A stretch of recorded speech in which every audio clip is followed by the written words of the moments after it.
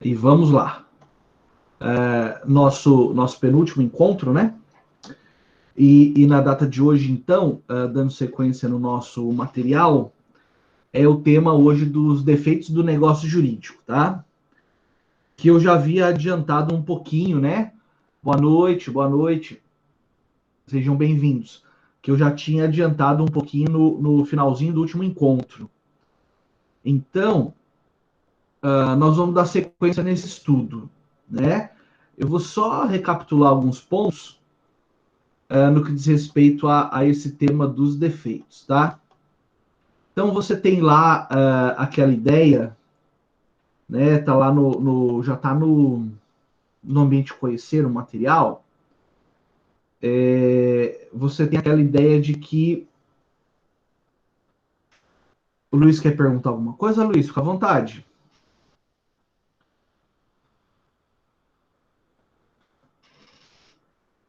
Tá. Vamos falar sobre simulação depois, é, junto com fraude contra credores, na próxima aula, na próxima semana, tá? Acredito que nas duas primeiras aulas da próxima semana. Tá? Porque daí a gente vê fraude contra credores e simulação juntos são assuntos próximos. Fica mais fácil de entender. Até para não falar duas vezes a mesma coisa, né? Para não repetir o tema. Pois bem, então eu havia dito na semana passada, nessa parte introdutória dos defeitos, que é o seguinte: quando nós falamos de vícios ou defeitos do negócio jurídico, nós estamos basicamente falando de uma situação na qual a vontade declarada do agente ela contém algum problema, algum vício, no sentido de que ela não corresponde, não é, ao real desejo dele. E aí nós falamos que são 6 vícios. Nós temos o erro, dolo, coação, lesão, estado de perigo. Erro, dolo, coação, lesão, estado de perigo, que são conhecidos como vícios da vontade, porque eles atuam diretamente na vontade do agente, né, do declaratário. E nós temos o vício social, que é a fraude contra credores, onde não existe uma discrepância entre a vontade que ele manifesta e aquilo que ele quer realizar. No entanto, na fraude contra credores, existe uma vontade de prejudicar direito alheio. Nesse aspecto, ele não pode ser chamado de vício da vontade, mas ele é conhecido como um vício social, tá? Então, nós havíamos feito essa introdução, né? Tá lá no artigo 171, as espécies de vícios. É um rol fechado, né, também, porque o legislador colocou ali todos os vícios da vontade, ou melhor, todos os defeitos do negócio jurídico, né? No inciso 2, né, no 171, inciso 2. E você vai perceber também que os defeitos do negócio jurídico, eles tornam um negócio anulável, tá? O prejudicado, ele pode buscar a anulação do negócio praticado com defeito no prazo de 4 anos, aí conforme o artigo 178, tá? Nesse primeiro material, eu disponibilizei para vocês o erro e o dolo, e daí no material 2 dessa aula 12, eu coloquei a coação, o estado de perigo e a lesão. Salvo engano, foi assim que eu dividi, né? Então, nós podemos fazer o nosso estudo tranquilamente hoje, tratando desses 5 vícios, sem correria, para daí na sexta-feira falarmos de fraude contra credores e depois prescrição e decadência e aí acabou, né? Fraude contra credores junto com simulação, né? Pois bem, tratando agora do primeiro defeito, que nós temos em mãos, né? Essa introdução aqui eu já havia dito no final da aula passada, né? Então, foi só para recapitular mesmo. Nós podemos passar a conversar sobre o primeiro defeito, que eu também já havia adiantado alguma coisa, mas a gente volta, não tem problema nenhum. Que é o erro, também chamado de ignorância. Bom, tanto o erro quanto a ignorância, eles são tratados juntos, né? O Código Civil, ele equiparou esses dois institutos. Então, eu tenho, no erro e na ignorância, uma falsa representação da realidade, no sentido de que o agente, ele erra sozinho, tá? Ele se equivoca quanto à realidade, sem interferência de terceiros. Ele próprio interpreta equivocadamente a realidade, a partir daí toma uma decisão, tá? E essa decisão é chamada de erro ou ignorância. E essa falsa representação da realidade pode tornar o negócio anulável. O grande problema, eu diria, uma constatação que nós precisamos fazer é que pouquíssimas vezes nós vamos nos deparar, não é, com ações anulatórias baseadas no erro, né, cuja causa de pedir, né, que nós já conversamos também, cuja causa de pedir seja o erro, tá? Ele fica mais no campo teórico, na previsão legal. Na prática é bem raro acontecer, tá? Mas nada impede que nós façamos esse estudo, né? Então, o que acontece? O declarante da vontade, ele se equivoca, como nós dissemos, né, com relação a uma circunstância da realidade, ou ele ignora, né, a realidade e a partir daí ele pratica um negócio, tá? Nós podemos dizer que se ele soubesse do erro ou da ignorância, ele não teria praticado esse negócio, né? Daí a importância de estudar esse instituto. Tudo ok até aqui, turma? Isso foi só para voltar naquilo que eu já havia dito, foi um recordar é viver, para a gente dar sequência. Então vamos lá. O erro ele se divide em duas espécies: o erro substancial e o erro acidental, né? Veja, não é qualquer espécie de erro que vai tornar o negócio anulável, tá? O erro ele deve ser substancial, excusável e real. O que quer dizer isso? Não é? O erro substancial é aquele erro grave, aquele erro relevante. Dizer que ele é excusável quer dizer que excusável quer dizer perdoável, né? Quer dizer que outras pessoas em situação parecida errariam do mesmo jeito, tá?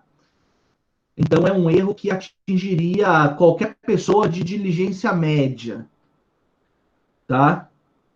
E ele deve ser real no sentido de trazer efetivamente um prejuízo, né, para aquela parte que errou, que vai buscar eventualmente uma anulação, tá? A primeira espécie que nós estudamos é o erro substancial, porque ele é o mais grave, né?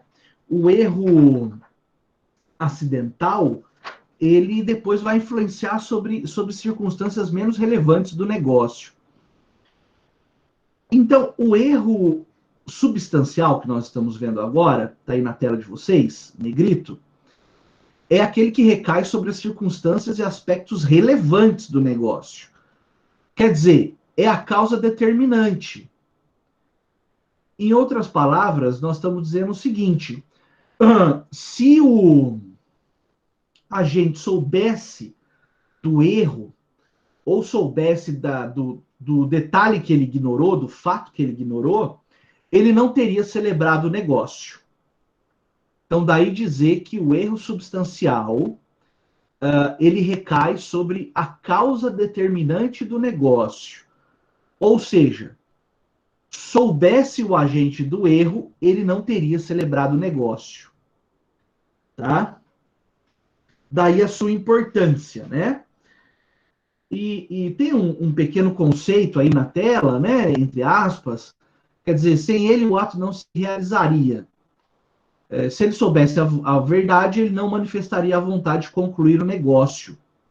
Daí dizer essencial, porque existe para o agente importância determinante. Se não existisse, não se praticaria o ato. E aqui tem um conceito rápido do erro acidental, né? Que está aí até para a gente economizar tempo. Se por um lado eu tenho o erro substancial, que é relevante, que resulta na causa determinante do negócio jurídico, por outro lado, eu tenho o erro acidental, que é aquele que, como eu disse na última aula, né, com o qual ou sem o qual o negócio seria realizado. No entanto, ele não seria realizado nas circunstâncias nas quais ele realizou-se. Então, por exemplo, ele recai sobre, por exemplo, a forma de pagamento, né? Ou características outras de menor importância. Mas eu repito, o erro acidental, ainda que o agente soubesse do erro acidental, ele celebraria o negócio, tá? Por exemplo, tá aí, ó, um erro de cálculo, né? Vou colocar aqui, ó, o artigo 143, né? Ó, o erro de cálculo apenas autoriza a retificação da declaração. Então, o erro acidental, ele não resulta em anulação do negócio, tá? O erro acidental, no máximo, ele permite a retificação, ou seja, o conserto, né, da declaração de vontade. Tá muito depressa? Tá tudo ok? Como é que tá aí? Se tiver muito depressa, você avisa, por favor, tá? Mas então, para a gente retomar e dar sequência, nós estamos falando, né, do defeitos do negócio jurídico, dentro que representam uma discrepância entre a manifestação de vontade e o desejo do agente. Conversamos que o defeito do negócio jurídico se divide em vícios da vontade, que são erro, dolo, coação, lesão, estado de perigo, e o erro, ou melhor, o vício social. No vício social, eu não tenho uma discrepância entre a manifestação e o resultado do negócio. O agente sabe o que quer e efetivamente atua para prejudicar direito alheio. Beleza. Que é a fraude contra credores, matéria da semana que vem. Dentro dos vícios da vontade, nós separamos o erro e passamos a estudá-lo. E vimos que o erro é uma falsa representação da realidade causada pelo próprio agente, ou seja, sem interferência de terceiros. Ótimo. Dentro do erro, nós vimos que ele se subdivide em erro substancial e erro acidental. O erro substancial é aquele que influencia de fundo relevante a realização do negócio. Porque se o agente soubesse do erro que ele está praticando, ele não teria celebrado o negócio. Por outro lado, o erro acidental é aquele que com o qual ou sem o qual o negócio ainda se realizaria, mas não nas condições que se realizou. Pois bem, aí nós passamos agora, está aí na tela de vocês, a estudarmos as características do erro substancial. Algumas doutrinas dizem características do erro substancial, outra doutrina diz tipos de erro substancial. Isso, na verdade, pouco importa, né? E aí é claro que vem a leitura do artigo 139, né, que é de suma importância. Tem uma perguntinha antes. O erro pode ser proposital? Uh, não, o erro ele não é proposital. O erro ele é involuntário porque o agente tem uma visão equivocada da realidade e toma aquilo como verdade, entendeu? Então ele não se autocoloca intencionalmente numa situação de erro. Essa autocolocação na situação de erro ela é involuntária. Beleza, obrigado, Maria Eduarda. Então, só para complementar a resposta ao Lucas, se depois descobrir que o agente invocou esse erro de má fé, ele pode sofrer consequências, tá? Se ele causar prejuízo a terceiro, por exemplo, ele pode ser chamado a recompor esse prejuízo causado. Porque a essência do erro é que ele seja involuntário. Certo? Beleza. Tá. Legal. Vamos adiante. Então, aí tá o artigo 139, né, na tela aí para vocês. Então, está escrito assim, ó, o erro é substancial quando 1. Interessa a natureza do negócio, ao objeto principal da declaração ou alguma das qualidades a ele essenciais. 2. Concerne a identidade ou a qualidade essencial da pessoa a quem se refere a declaração de vontade, desde que tenha influído nesta de modo relevante. E o 3, sendo de direito e não implicando recusa à aplicação da lei, for o motivo único ou principal do negócio jurídico. Ora, aí no 3, nós identificamos 4 características ou tipos de erros, tá? Só uma perguntinha, só para a gente poder traçar os paralelos necessários aí. Vocês já chegaram a estudar erro em direito penal, sim ou não?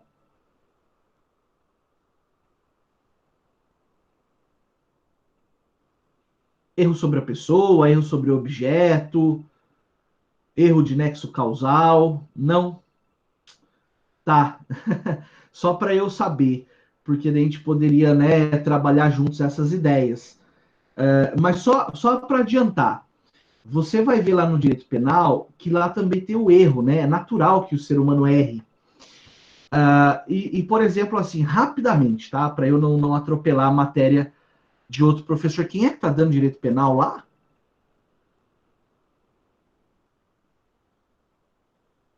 É o professor Aranão? O professor André. Tá. Então, assim, por exemplo, erro sobre a pessoa. Eu, eu quero. Sempre no matar, né? Que fica bem fácil de enxergar. Eu quero matar pessoa X. Eu sei quem é meu alvo, né? E eu espero essa pessoa, por exemplo, numa rua escura, eu sei que ela passa ali todo dia, por exemplo, voltando da faculdade, né? Ah, legal. E daí a pessoa tá vindo e eu sei que é o meu alvo passa ali naquela calçada, naquela hora. Então, sem hesitar, eu dou um tiro na pessoa. Quando eu vou lá olhar, putz, que surpresa, né? Justo aquele dia, a minha vítima faltou à aula e era uma outra pessoa qualquer. Então, esse é um erro sobre a pessoa.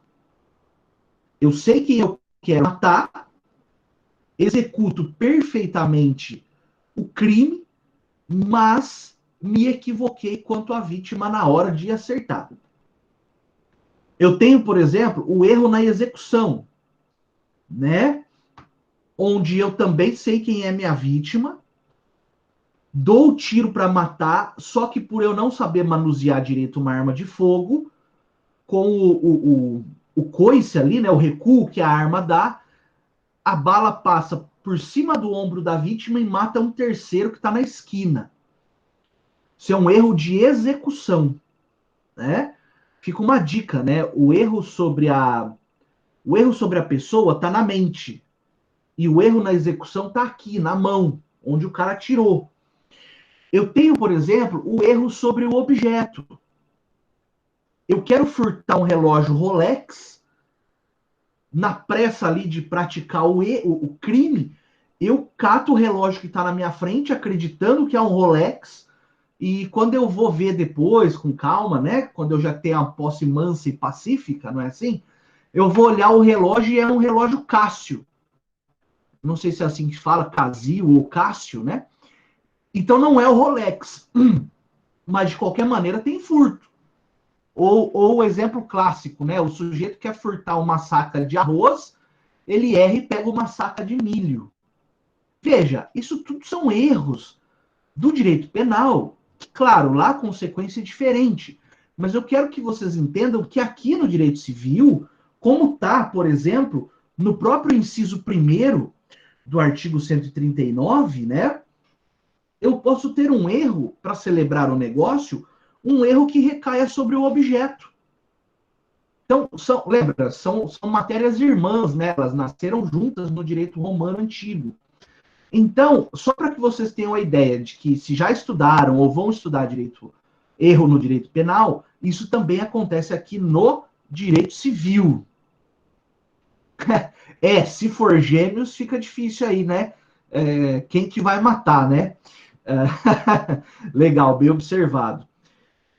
Então, vejamos aqui o nosso direito civil e os erros. Ó, com base no artigo 139, que acabamos de ler, e os seus 3 incisos, fica muito claro e fica muito fácil. Deixa eu colocar na tela, né? Fica muito fácil nós distinguirmos aí 4 espécies básicas de erro, tá? Do direito civil, claro. Deixa eu ver se o último aqui tá destacado. Tá destacado também, ótimo. Então fica bacana para a gente enxergar. O primeiro tipo ou característica, eu prefiro chamar de tipo, tá? Peço perdão aí para o Carlos Roberto, mas eu prefiro chamar de tipo de erro. O primeiro tipo de erro é o erro sobre a natureza do negócio. E aí vem, né, o latim, claro, que é o error in negócio. Pessoal, aqui o declarante da vontade, e olha como que isso é difícil acontecer, né? Ah, sim, fica tranquila, Maísa. Fica tranquila, tá? Graças a Deus que tá chovendo também, né? Porque tava precisando dessa chuva. Mas fique calma, não tem problema nenhum entrar e sair da aula, não, tá? Se precisar, eu autorizo aqui, não tem problema nenhum. Ó, o erro em negócio, olha como que é difícil acontecer na prática, né? O sujeito, então, ele manifesta a vontade, supondo que ele está celebrando um tipo de negócio, quando na verdade ele está celebrando outro, completamente diferente. Olha lá, o exemplo que está aí na tela, né? Ele quer alugar. Cadê o meu ponteiro aqui do mouse? Não aparece, tá aqui. Ele quer alugar e escreve. Quer dizer, eu estou errando sobre a categoria jurídica que eu estou praticando. Ora, eu fico imaginando qual o nível de distração que é preciso para uma ação prática, né? De uma parte da outra, né? Veja, para além do erro que vai ali no texto do negócio, no contrato, né? Onde eu estou escrevendo comprar quando eu queria alugar, por exemplo, além desse erro, o tipo, a natureza do negócio é completamente diferente, né? As consequências do negócio são completamente diferentes. Então, aqui eu acho bastante raro acontecer, mas nada impede, em tese, que um dia ou outro vocês aí se deparem, não é, com a necessidade de anular um tipo de contrato desses. Mas é um erro previsto em lei, né? E claro, nós temos que estudar. Eu já vi acontecer, mas daí não era com um erro em negócio, né? Eu acho que eu vou deixar o exemplo para depois, porque ele vai se encaixar em outro lugar, tá? Não vou falar agora para não dar spoiler. Então, beleza, com relação ao erro sobre a natureza, o sujeito erra quanto ao tipo de negócio que ele quer praticar. Enfim, difícil, né? Difícil acontecer. Depois, só uma observação, né? Até peço desculpa, porque às vezes a gente fala assim, isso aí eu estou estudando, não vai acontecer nunca. Pode ser que aconteça, né? No momento que você menos espera, tá? Para você ver, a gente estava falando do erro, né? Do direito penal. Um exemplo que eles dão com os penalistas, geralmente eles apresentam um erro sobre a pessoa, por exemplo, é que não é um erro sobre a pessoa, né? Mas não propriamente dito, mas é aquele exemplo assim: dois amigos caçadores estão lá à noite, né, na floresta caçando. O amigo, eles se separam para fazer a caçada. Um amigo ouve um barulho no arbusto e dá um tiro. E quando ele vai ver, não era o urso, era o amigo dele que estava ali no arbusto. Tem a notícia, acho que é de ontem ou de anteontem, que aconteceu nos Estados Unidos. Os caras estavam caçando peru. Deve ser época, né, de temporada de caça ao peru lá nos Estados Unidos. E aconteceu anteontem, salvo engano. O caçador confundiu o peru, o amigo com o peru, ou o peru com o amigo, enfim, e deu um tiro no peito do cara. Eu acho que ele não morreu. Acho que deu tempo de salvar. Mas olha, dá a impressão que você fala assim, quando que você vai ver uma coisa dessa? Né? Mas, você confundir um peru com um ser humano, não sei, né? Não sei qual tipo de semelhança que eles tinham. Ou às vezes estava no escuro, mal iluminado, né? E deu-lhe um tiro no peito, tá? Acabou acontecendo essa fatalidade aí. Então, parece que é algo que está fora do comum, né? Com um amigo desse, para que inimigo, né? Não é verdade? Mas acontece sim, né? Parece que não, mas acontece. Por exemplo, um outro caso, só rapidamente, assim, só para exemplificar que se está no livro é porque pode acontecer. Vocês já estudaram também o arrependimento posterior, né? No direito penal, quando o sujeito ele pratica um crime contra o patrimônio sem violência, por exemplo, um furto, e antes de recebida a denúncia, ele é, devolve o bem, ou compensa, ou repõe o prejuízo da vítima. Também na época que eu estudava isso aí, eu já estava em Carlópolis, já auxiliando lá a doutora Vilma, e comentava com ela, né? Puxa vida, isso aí nunca, né, doutor? Difícil demais e tal. E não tem jeito, né? O pensamento molda o mundo, né? Não foi 48 horas, bateu um dia, 2 horas da tarde, bateu na porta do gabinete lá um rapaz. Pois não? Eu queria dizer que eu fiz uma besteira. Nossa, tô arrependido, cara. Putz, eu preciso arrumar, consertar o que eu fiz e tal. Mas o que você fez, cara? Não, eu furtei a casa do fulano lá. Inclusive, o cara é amigo meu. E eu vim aqui porque eu quero me entregar. Olha só, é algo que você acha que nunca vai acontecer. Né? Só que ele deu azar porque o arrependimento dele, embora fosse sincero, ele chorou, tudo, pediu desculpa.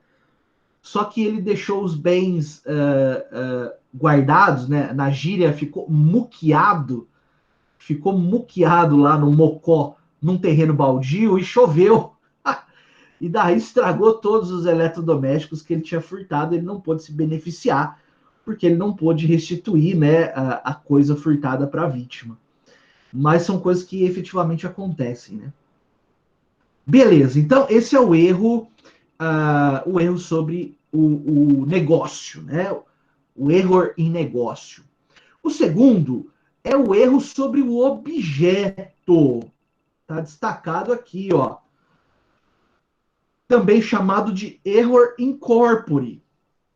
É aquele, então, que incide sobre a própria coisa, o próprio bem da vida, que é o objeto do negócio jurídico. Tá?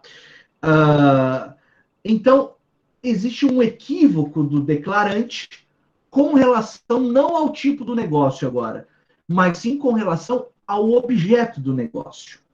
Então, ele quer comprar e vender. Só que o objeto que está sendo comprado e vendido, ele se equivoca com relação a ele, né? Então, é um objeto diverso daquele que o agente tinha em mente.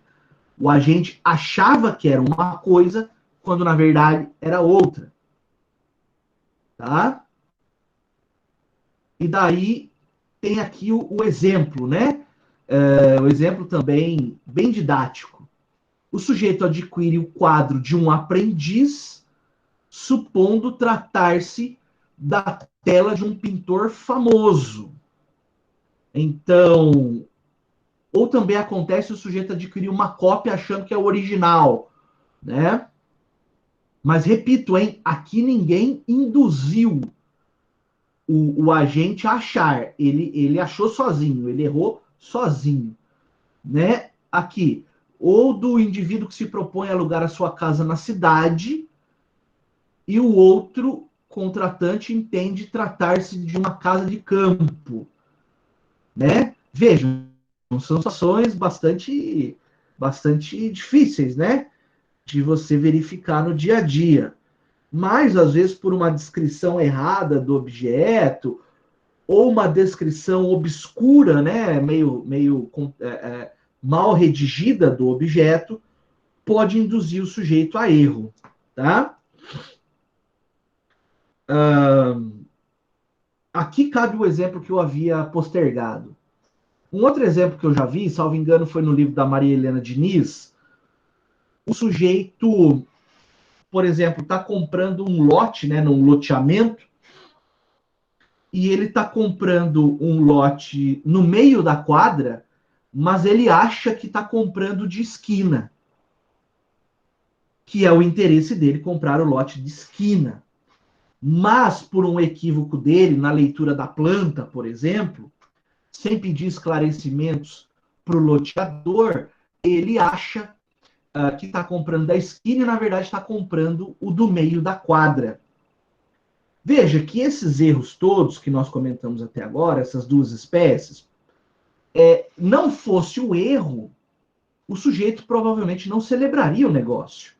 Né? No exemplo da pintura, se o sujeito soubesse que aquilo ali é de um artista que não tem relevância nenhuma para o mundo artístico, é um aprendiz, por exemplo, ou aquele quadro é uma cópia, ele não teria comprado.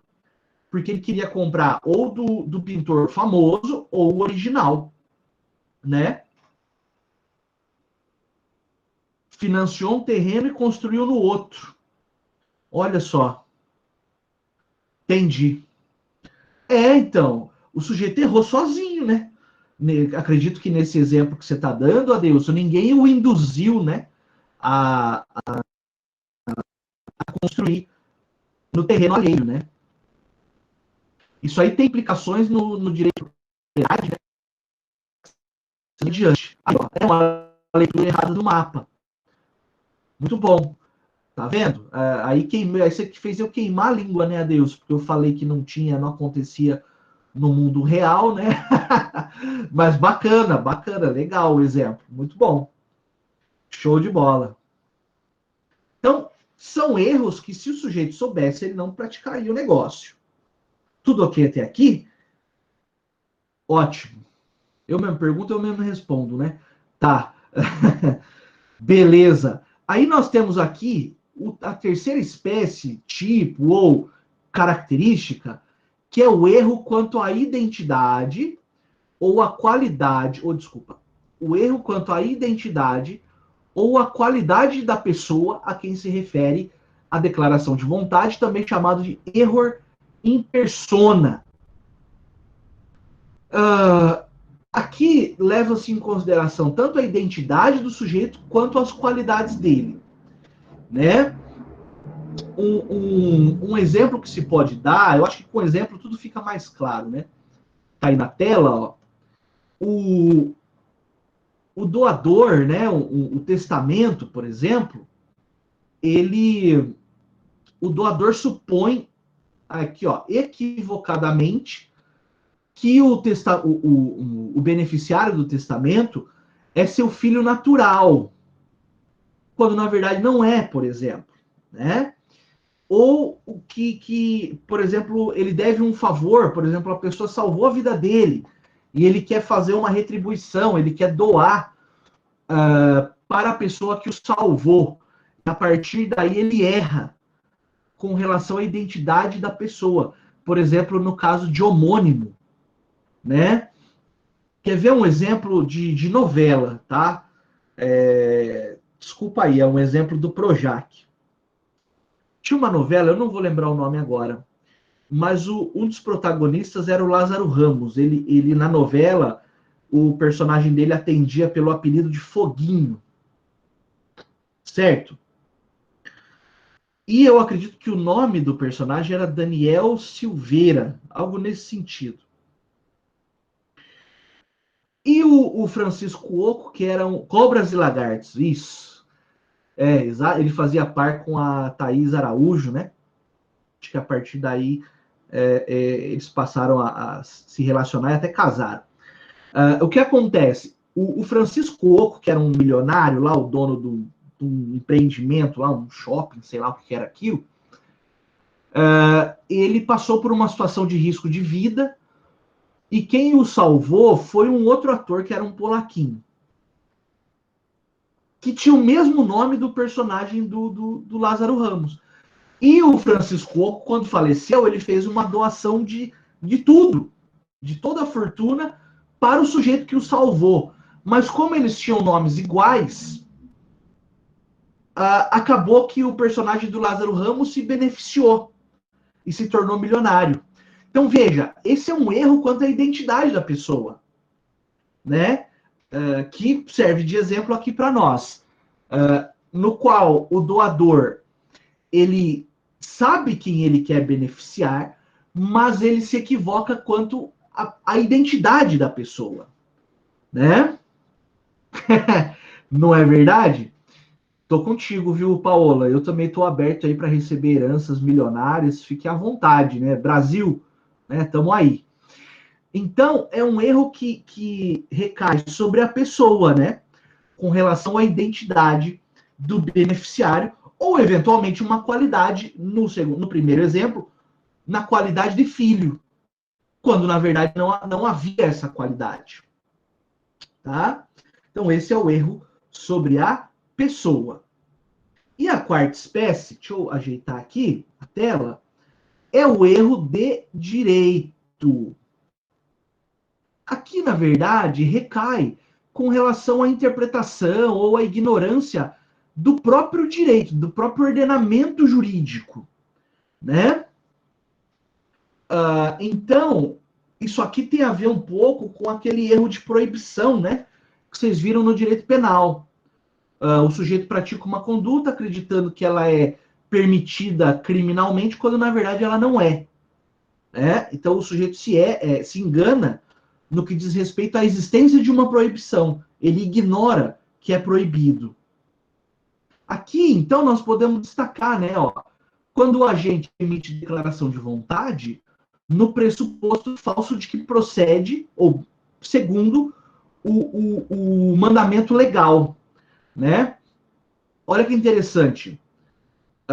A pessoa contrata a importação de determinada mercadoria, ignorando existir lei que proíbe tal importação. Então, aqui também tem a ver com um erro com relação ao aspecto proibitivo da norma, né? Imagina que o sujeito contrata a importação de 200 pés de maconha vindos direto da Jamaica, ignorando, não é, que importar, comprar, né, ter a posse desse tipo de planta é proibido pelo direito brasileiro, né? Há um tempo atrás, mas aí acabou virando um erro. Há um tempo atrás, o que algumas empresas aqui no Brasil faziam? Elas compravam lixo, containers e mais containers carregados com lixo de outros países, ou então importava pneus usados de outros países. Acredito que seria dada alguma destinação ecológica, não sei, né, para esses bens. E isso chegou até o STJ, acho que depois até o STF também, e ficou decidido que esse tipo de importação é proibida, não por uma norma expressa da lei, mas pelo ordenamento jurídico ambiental como um todo, né? Não faria sentido, né? O Brasil já produz tanto lixo, para que comprar lixo do estrangeiro, né? Meu lixo é alemão, ele é mais sofisticado, filosofa, né? Quer dizer, não faz sentido. Então, o importador, por óbvio que ele ignorava esse tipo de proibição, porque é uma proibição que foi extraída da interpretação do ordenamento jurídico ambiental, né? O artigo 225 da Constituição, a lei do Plano Nacional do Meio Ambiente, o próprio Código Florestal, e, enfim, todos esses diplomas que juntos formam um microsistema de proteção ambiental. Então, veja, é um bom exemplo também, penso eu, né? Embora o exemplo seja meu, eu mesmo estou dizendo que é bom, mas acredito que seja um exemplo didático também de proibição, né? De erro de proibição na qual o declarante não sabe que é vedada determinada conduta, tá? Só um parênteses, o STF decidiu que a importação de pequena quantidade de sementes de maconha não é crime, tá? Agora, o que é pequena quantidade, acho que o caso concreto vai dizer, né? Tá? Eu importei lá 250 milhões de sementes, aí já não vai rolar, né? Vai dar problema. Agora, meia dúzia, aí cai no princípio da insignificância e o STF falou que não é crime. Certo, turma? Tudo ok com essas espécies de erros? Sim ou não? É fácil, né? Pois bem, passando adiante, nós falamos do princípio da cognoscibilidade. Você sabe que essa expressão cognoscível, né? É aquilo que é conhecível, perceptível para o agente. Então, como eu disse agora há pouco, o erro de direito, ou melhor, o erro substancial, ele tem que ser também excusável e real, né? E quando nós falamos que o erro deve ser excusável, nós mencionamos que dentro de um parâmetro médio, né, da convivência em sociedade, o indivíduo tem que estar dentro de uma diligência média. É dizer assim, o sujeito de diligência média cometeria esse erro, tá? Então, o artigo 138, ele traz lá o seguinte texto, ó: são anuláveis os negócios jurídicos quando as declarações de vontade emanarem de erro substancial, essas quatro espécies que vimos: erro de negócio, erro sobre objeto, erro sobre a pessoa e erro de direito, que poderia ser percebido por pessoa de diligência normal. em face das circunstâncias do negócio. Então, aí tem uma pequena observação ao Código Civil italiano, né? Mas isso não nos interessa, porque o Código Civil ele exige, então, a possibilidade de percepção, né, desse erro com base em uma diligência média. Tá, obrigado, Carla. Obrigado pelo aviso. Então, dentro de uma diligência média. Então, eu pego um parâmetro médio de atuação em sociedade mesmo, né? E me pergunto, uma pessoa de diligência média teria errado como o agente aqui no caso concreto errou? Se a resposta for sim, significa então que nós podemos anular o negócio. Se a resposta for assim, olha, para perceber esse erro, eu precisaria de uma pessoa super, hiper diligente, atenta a todo e qualquer detalhe da celebração de um negócio, né? Aí eu paro para perceber que se eu exijo uma diligência acima da média, é natural que eu possa então anular o negócio.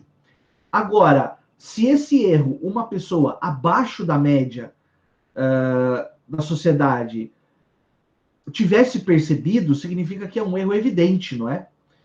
Se é um erro evidente, eu não posso permitir a anulação do negócio, porque daí houve pura omissão daquele agente que diz que errou. Então, onde ele diz que errou, na verdade, nós consideraremos que ele foi omisso. Nesse aspecto, a mera omissão não pode servir como causa de anulação do negócio. Esse erro, então, ele precisa ser excusável, tá? Que é um erro que qualquer pessoa de diligência média praticaria. Ficou claro isso? Acho que eu falei e talvez não tenha dito nada. Ficou? Ah, beleza. Então, essa é a ideia do princípio da cognoscibilidade, tá? Só mais uma vez para arrematar. É submeter aquela situação a uma tábula média de sociedade. Então, essa pergunta é muito bem colocada, Deilson. E se o sujeito está assistido por um advogado, ou seja, eu parto do pressuposto que quando eu estou assistido de um advogado, eu contrato um advogado para me acompanhar, desculpa, na celebração de um negócio, eu parto do pressuposto que esse advogado vai oferecer todos os subsídios necessários para que esses erros não ocorram. Não é verdade? Só que, por outro lado, o advogado ele trabalha com as informações que ele recebe do cliente, né? E se o advogado foi induzido a erro também? Digo, se o advogado errou junto, né, com o cliente. Por exemplo, num erro quanto à identidade, né? Eu quero deixar essa parte do meu patrimônio em testamento para esse fulano que é meu filho. E pode até parecer deselegante, né? Mas na relação advogado-cliente é possível fazer essa pergunta sem causar constrangimento. Aí o advogado pergunta para o cliente, mas você tem certeza que ele é teu filho? E o cliente fala, certeza absoluta. Eu só vou doar para ele porque eu acredito que ele é o meu filho. Ué, o que o advogado vai fazer a partir daí? Né? Não tem muito para onde recorrer, né, em termos de atuação também. É aquela velha máxima, né, que diz assim que o tijolo sai conforme a qualidade do barro, né? Então, se ele receber um barro ruim do cliente, o tijolo não pode ser bom. E depois, vamos supor, daí esse cliente falece, né? E os demais herdeiros que também têm interesse nesse testamento fazem exame de DNA com relação àquele filho ou suposto filho e descobre que não tinha vínculo biológico e também não tinha vínculo afetivo. Era uma relação distante. Ora, o que impediria os filhos, os herdeiros legítimos, de buscarem a anulação dessa doação, né? Até porque não teria corrido o prazo de 4 anos ainda, porque o prazinho de 4 anos ele correu a partir da abertura do testamento, né? Nesse caso.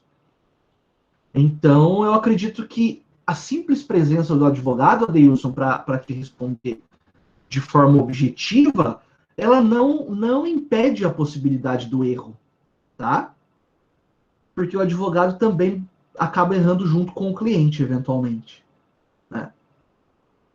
Não sei se eu te respondi a contento.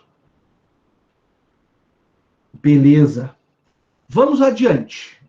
Olha o quanto o erro gera de debates, né? Interessante. Ó, o erro, além dele ser excusável, né, como nós vimos no princípio da cognoscibilidade, ele também tem que ser um erro real, ou seja, que cause prejuízo concreto para o interessado. Porque se do erro não advir prejuízo concreto, falta então aquele interesse em anular o negócio, né?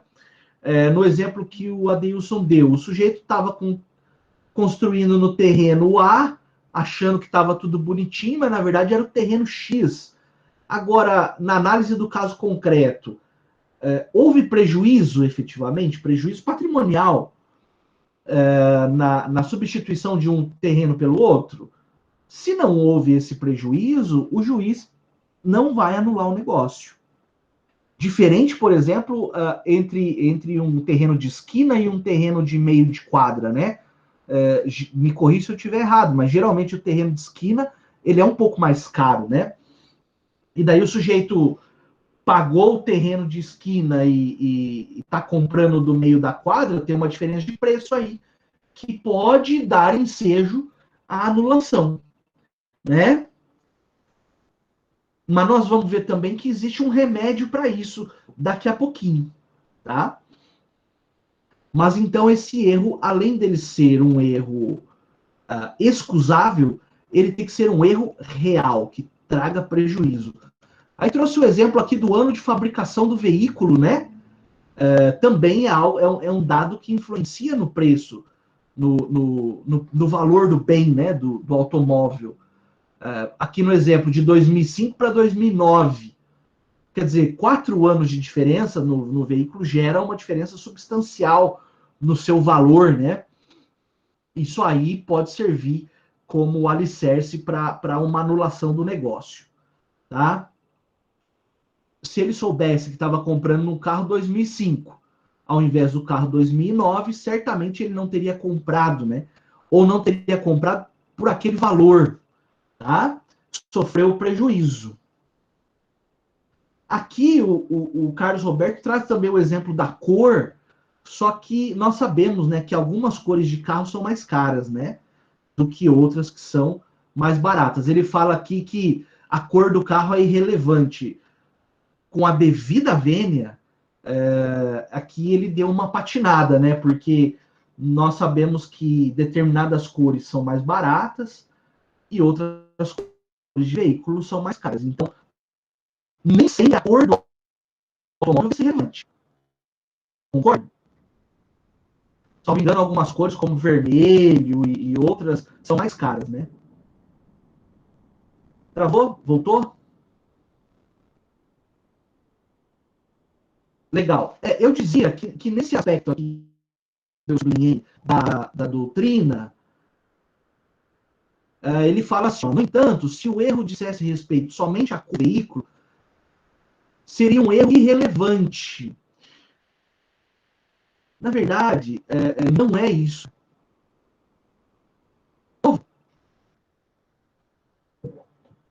Travou para todo mundo?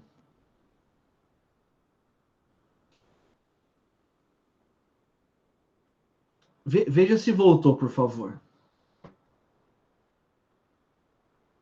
Até que demorou hoje. Voltou. Então só para arrematar, que na verdade é interessante que a gente enrosca numa coisa que não vai mudar a vida de ninguém, né? Mas a explicação tem que ser completa. O Carlos Roberto fala ali no material que está na tela, que está destacado, que com relação à cor do automóvel, diferente do ano, que nós sabemos que influencia no preço, ele diz que com relação à cor, isso não traria relevância nenhuma para o negócio. Mas a gente tem que fazer uma pequena observação no sentido de que traz sim diferença, né? Algumas cores, quando você vai adquirir o carro zero, algumas cores são mais caras, né? Salvo engano, vermelho, enfim, outras cores são mais caras do que o prata, por exemplo. Então, traz diferença sim, tá? Você encomendou e pagou uma Maserati vermelha e agora a fábrica está querendo te entregar uma prata e não quer devolver o valor, ou você se enganou e achou que estava pagando uma cor mais cara e estava comprando uma cor mais barata, ou vice-versa, também influencia, né? Beleza? Tudo ok até aqui, depois dessas travadinhas? Isso. Tem algumas cores que são mais baratas mesmo. Exato. Legal. Aí nós temos dentro desse estudo ainda o falso motivo, né? Veja, artigo 140. O falso motivo só vicia a declaração de vontade quando expresso como razão determinante. Quer dizer, o falso motivo, ou o motivo, são razões psicológicas, ou seja, estão dentro do indivíduo, né? Então, veja, se uma pessoa faz uma doação a outra porque é informada de que o donatário é um filho desconhecido, né? Ou é a pessoa que salvou a vida, e descobre que esses fatos não são verdadeiros, ele pode pleitear a anulação, né? Por quê? Porque ele só fez essa benesse, essa liberalidade, essa doação, crendo num motivo que depois revelou-se falso, tá? Então, o interessado aí, no caso o doador, pode ser o doador em vida mesmo, não precisa ser o testador, né? O doador em vida, ele pode buscar o desfazimento do negócio, alegando no processo que o falso motivo foi, desculpe a redundância, né? Mas o falso motivo foi o motivo determinante, ou que o motivo determinante era falso, né? Para a celebração daquele negócio.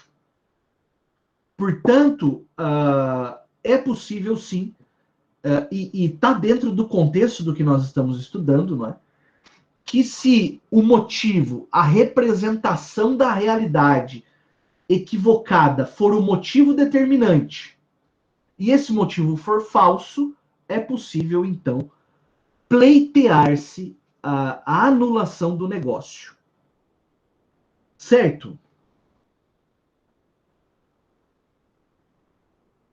Bacana. Na verdade, aqui esse falso motivo foi uma outra forma de explicar aquilo que nós já havíamos conversado. Aí tem também a possibilidade, dentro do estudo do erro, da transmissão errônea da vontade. Está lá no artigo 141, né, do Código Civil. A transmissão errônea da vontade por meios interpostos é anulável nos mesmos casos em que o é a declaração direta. Veja, eu posso usar meios interpostos e posso usar também pessoa interposta, né? Então, por exemplo, se ele se usa, o declarante se utiliza de um mensageiro, nossa, olha, são meios de comunicação aqui muito, muito comuns hoje em dia, né? Fax, telégrafo. Muita gente só viu isso no museu, né? Agora, o e-mail já é mais comum. Então, se eu me utilizando de interpostas pessoas ou meios interpostos. E nessa transmissão, lembra, a comunicação é emissor, receptor. Se eu tenho um intermediário e o intermediário causa o erro da mensagem que chega até o receptor, o declarante da vontade pode buscar anulação desse negócio.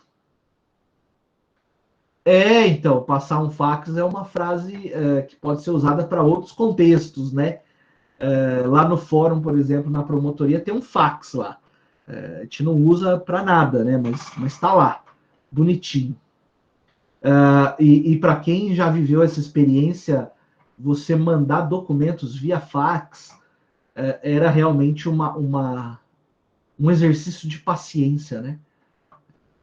Tava terminando, aí enroscava. Era coisa de louco. Eu lembro que quando eu estava na promotoria em Carlópolis, um dia nós precisamos interpor um agravo de instrumento por fax. E daí você imagina, né? Tinha 30 páginas. Eu fiquei das 2 da tarde até as 5h30 para passar esse bendito do fax. Às vezes vai para a pessoa errada. Dá um trabalho do caramba, viu? Eu nesse dia aí, com certeza, eu fui embora com menos cabelo na cabeça. Não, assim, a tecnologia do fax é um barato, né? Porque, pô, você já pensou, você põe um documento aqui e ele sai lá na outra ponta, né? Em qualquer outro lugar do mundo. Putz, quando isso aí chegou, nossa senhora. E quando ele corta o papelzinho assim, nossa, é show de bola. Mas é uma tecnologia que foi superada, né? O e-mail é muito melhor, né? Muito mais cômodo. E o e-mail não tem como você falar que extraviou, né? Tá certo? Tio, disquete, né? Exatamente, disquetão. Depois ele ficou menor, enfim. Eu vi isso aí tudo.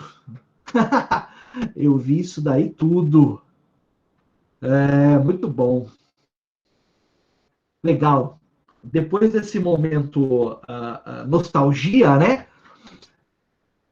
A gente, porque isso aí denuncia, né, Juliana, está falando coisas que a gente viu acontecer ali, né, impressora matricial, né, pelo amor de Deus. Enfim, passou, né, passou. Não é à toa que a barba vai ficando branca, né, tem razão de ser. Bom, então veja, pode acontecer essa transmissão equivocada por conta desses meios ou por conta da pessoa interposta.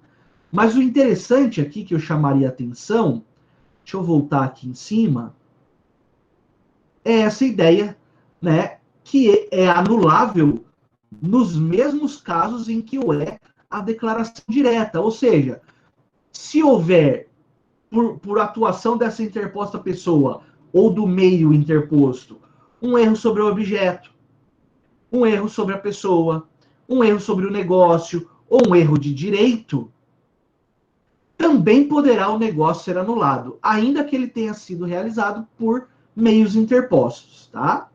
Sem problema nenhum com relação a isso.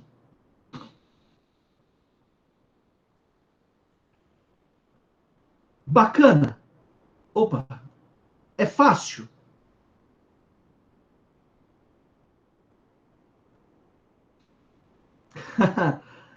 Se eu te falar que eu vi a internet de escada, que fazia aquele barulhinho, e que você ficava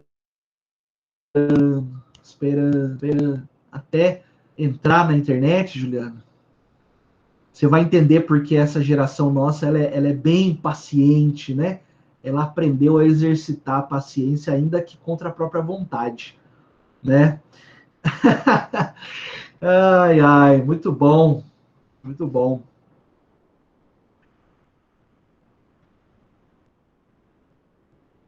O Terra, né? O portal Terra. Eu não vou falar nada, mas eu tenho o e-mail do BOL, gente, tá? Vocês imaginem, né?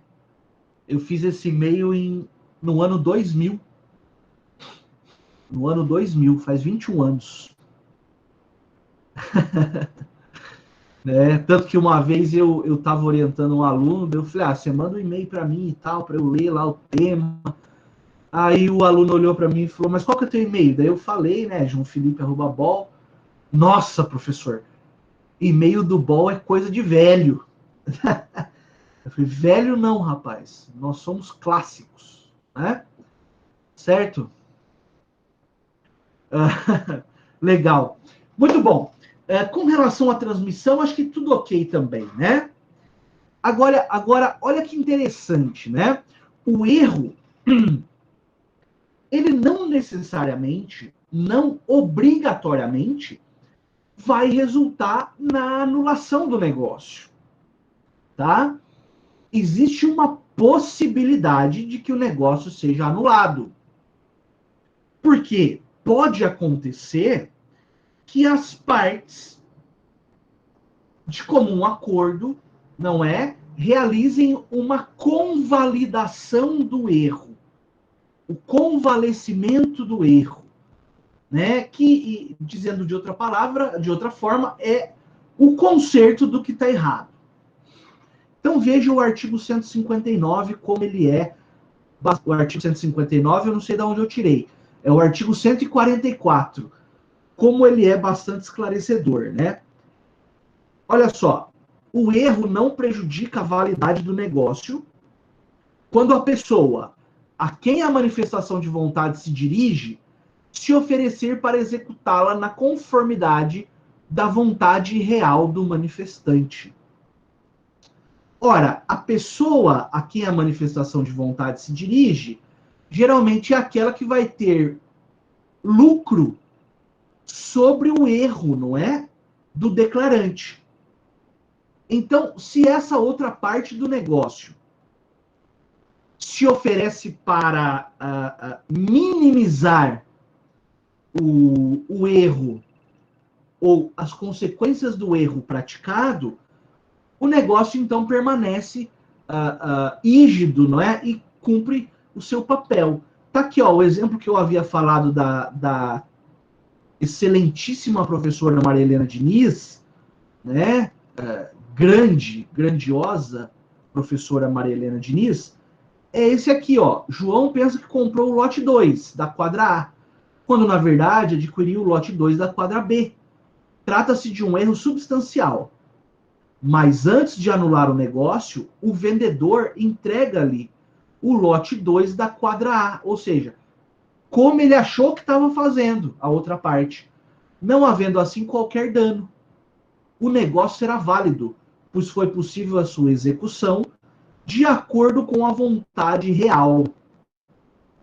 Se a execução não fosse possível, de nada adiantaria, claro, a boa vontade do devedor. Então, essa é uma forma, e levando, não está aí no material, mas se anota, levando em consideração o princípio da conservação dos negócios, sempre que for possível, e a outra parte concordar, é claro. Então, sempre que for possível, e a outra parte concordar,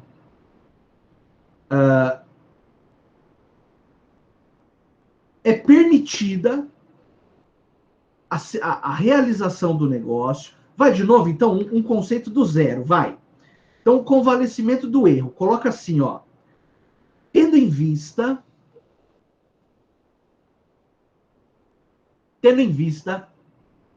o princípio da conservação dos negócios jurídicos. Vou pondo aqui na tela também, ó. Tendo em vista o princípio da conservação dos negócios jurídicos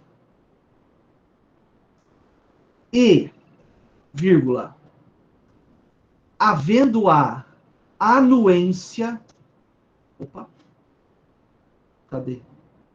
Havendo a anuência da outra parte, vírgula, havendo a anuência da outra parte e a possibilidade fática, né, tem que haver isso também, vírgula, é permitido aos contratantes. Deixa eu só deixar alguém entrar na sala aqui. É permitido aos contratantes executarem o negócio jurídico da forma como a parte que errou o imaginou quando declarou sua vontade. Vou pôr no chat também para quem quiser copiar. Eu nas aulas presenciais tinha por mais hábito ditar mais conceitos, né? E daí teve um aluno que falou para mim um dia assim, ó, na explicação vai super bem, mas na hora que o senhor dita o conceito, o senhor complica toda a ideia. Quero saber de vocês, ficou claro esse conceito? É permitido aos contratantes executarem o negócio na forma como o agente que errou imaginou quando declarou a vontade, né? Então é pegar aquilo que a princípio estava só na mente do sujeito e transportar para o mundo real e assim satisfazer ambas as partes. É claro que você não pode exigir, né, que nenhum deles suporte prejuízo. Longe disso. Até porque, como está no conceito, você precisa da concordância da outra parte do negócio, né? Se a outra parte não concordar, aí eventualmente parte-se para uma ação anulatória, né? E vocês sabem que dentro do processo também pode haver acordo, tá? Legal, maravilha. Com isso, nós encerramos o estudo do erro. Eu pergunto, alguma observação ou dúvida que tenha ficado com relação a esse instituto? Tranquilo. Uma explicação como a minha dificilmente gera dúvidas mesmo. Né? Eu pergunto só para desencargo de consciência. Brincadeira, né, pessoal? Brincadeira.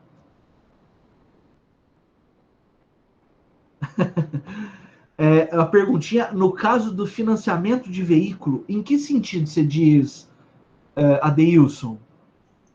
Professor, tá me Pois ouvindo? não. Tô. Tá, imagina uma situação de que o vendedor, tá, ao fazer a venda para o cliente, ele está sendo intermediário de um contrato de financiamento, correto? Se existir vício na venda, tá, isso em tese seria obrigatória a anulação do contrato de financiamento, embora o terceiro de boa-fé, que seria a financiadora, não cometeu nenhum tipo de erro na situação. Imagina uma situação de que, passando o prazo de 7 dias, que é o prazo de anulação espontânea, né? De direito de Prazo de desistência do arrependimento. cliente, isso, tá? Como eu conseguiria alocar essa situação nessas hipóteses? Então, ó, eu acho assim. Primeiro ponto importante com relação aos 7 dias. Eu vou começar do final. Com relação aos 7 dias, a gente tem que lembrar que esse prazo ele só se aplica de acordo com o Código Civil, um Código de Defesa do Consumidor, ele se aplica para aqueles negócios que foram feitos fora da loja, né? Por exemplo, a compra do veículo pela internet, tá? Esse é um ponto importante. Com relação à relação entre o intermediador, que é o vendedor lá na loja, e o banco da montadora, eu acho assim, me parece que é o raciocínio mais lógico, talvez. Travou?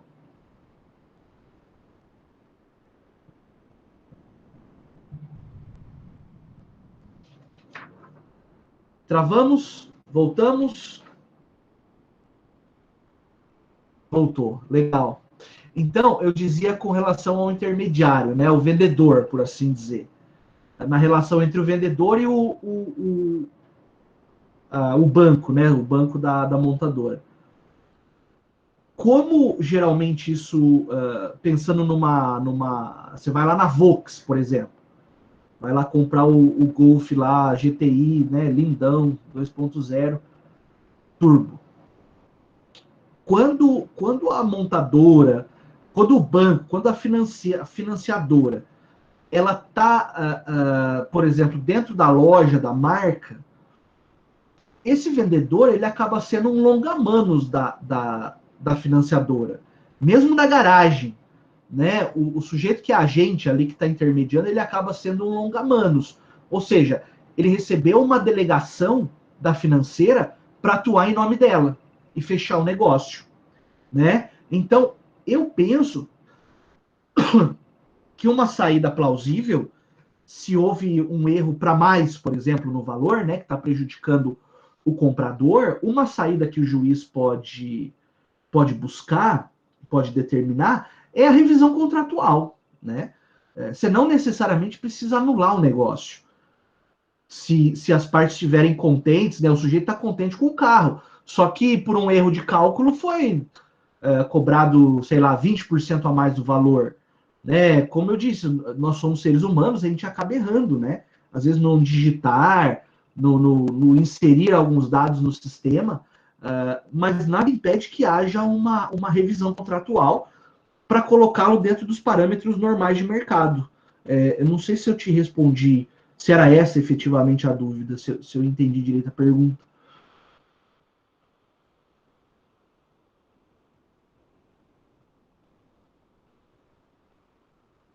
Travou? Não, sim, a resposta foi ótima, mas a questão que eu não consegui, que eu tentei simular, seria a identificação da tipologia do erro, tá? Em qual tipo de erro poderia encaixar. Legal, legal, legal.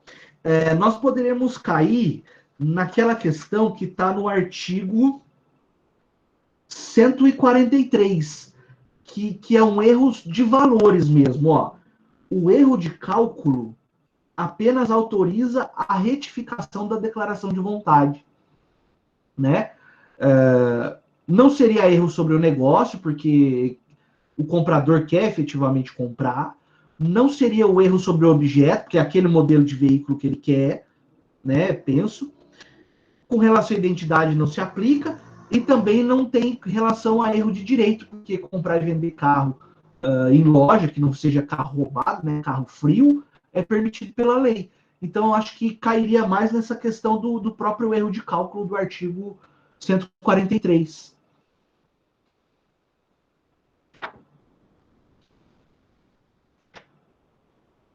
Né? Legal. Turma, vamos dar sequência então? O tempo voa, né? Quando a gente tá se divertindo, ó, já é 20 para as 9. Meu Deus. Eu que agradeço pela pergunta, Deilson. Como sempre, como eu já te disse, né? Todas as intervenções sempre pertinentes, né? Não só do Adeilson, mas de toda a turma. Então, se não há mais dúvidas com relação ao erro, nós passamos ao estudo do dolo. O dolo, né? Claro que não tem nada a ver com o dolo do direito penal, né? Que vocês já estudaram. O dolo do direito penal é a vontade livre e consciente de praticar uma conduta e atingir um resultado proibido pela lei, né? O dolo de matar, por exemplo. Embora o dolo do direito penal seja um dolo genérico, né? Vontade de fazer alguma coisa. Mas é um impulso da vontade, né? Lá do direito penal. Aqui no direito civil, nós encontraremos a expressão dolo em dois momentos bem distintos, tá? Nesse agora, quando nós estudamos o dolo como um defeito do negócio jurídico, que nada mais é do que o erro provocado por um terceiro, tá? Enquanto o erro ele é espontâneo, ele é do próprio agente, o dolo é um erro provocado por um terceiro. E nós temos também, no direito civil, quando nós estudamos responsabilidade civil, a questão do dolo, que daí se assemelha bastante ao dolo penal, que lá também é a vontade livre e consciente de fazer uma coisa buscando, de praticar uma conduta buscando um resultado, né? Quando, por exemplo, o sujeito no direito civil, ele pega uma pedra e, querendo causar prejuízo, arremessa contra o para-brisa de um carro parado. Ele tem dolo de causar prejuízo. E no direito penal, ele tem dolo de causar dano. Tá? Só que esse dolo que nós estamos estudando nesse exato momento é o dolo de induzir alguém em erro. Tá? Então, veja, o conceito está aí na tela. Dolo é o artifício ou expediente astucioso empregado para induzir alguém à prática de um ato que o prejudique e aproveite ao autor do dolo ou a terceiro. Então, lembra aquele exemplo que eu dei para vocês do sujeito que convence o outro a comprar um pedaço de latão, fazendo com que o comprador acredite que é uma pepita de ouro? Isso é dolo. Tá? O vendedor do latão, ele está usando de mentira, de artifícios, do engodo, né, da conversa enganosa, para fazer com que o outro pratique um ato. Qual ato? De comprar esse pedaço de metal, que não vale muita coisa, acreditando que está comprando ouro. Fazendo isso, o comprador tem prejuízo e o vendedor tem lucro. Ilícito, mas lucro. Tá? É o que você vai ver, por exemplo, fazendo a relação com o direito penal, no caso do estelionato, né? Estelionato. Estélio, né, vem de lagarto, né, de camuflagem, né? O estelionatário, ele atua de forma camuflada com relação às suas intenções, e com o nosso dolo aqui do direito civil, é muito parecido o raciocínio. Como eu havia dito para vocês, o dolo, ele é diferente do erro, porque o erro é espontâneo, né? E o dolo, ele é provocado intencionalmente pela outra parte ou por um terceiro.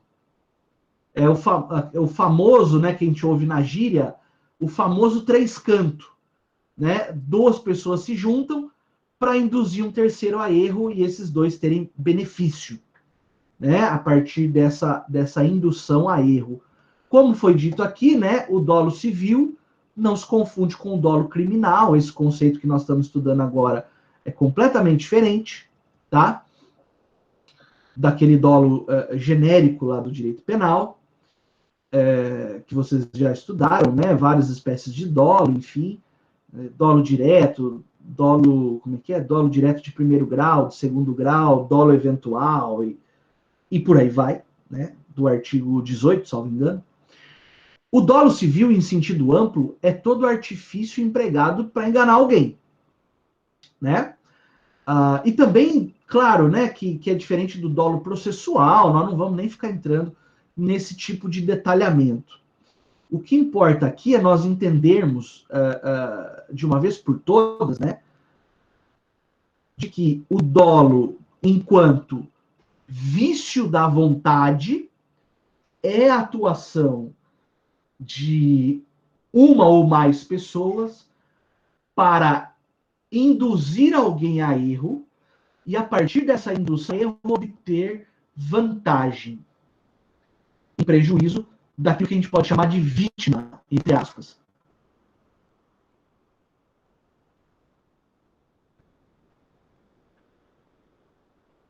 Pode ser dos dois jeitos, Maria Eduarda.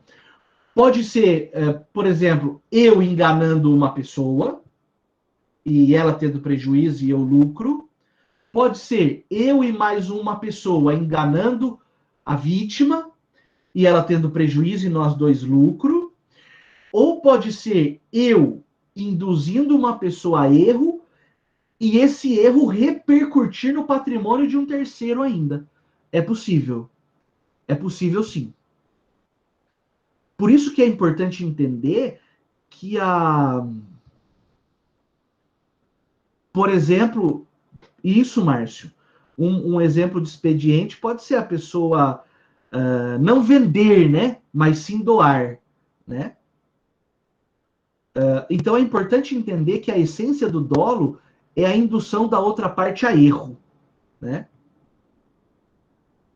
Legal, muito bom.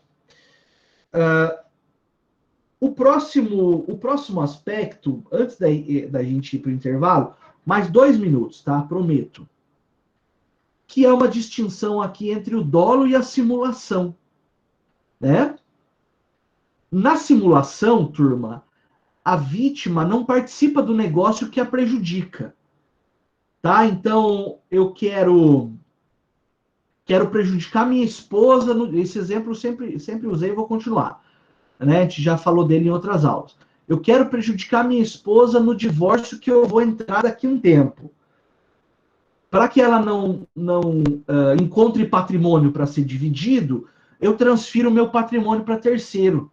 Veja que a esposa, nesse caso, ela não está participando do negócio. Ela só está sendo prejudicada. Isso é simulação.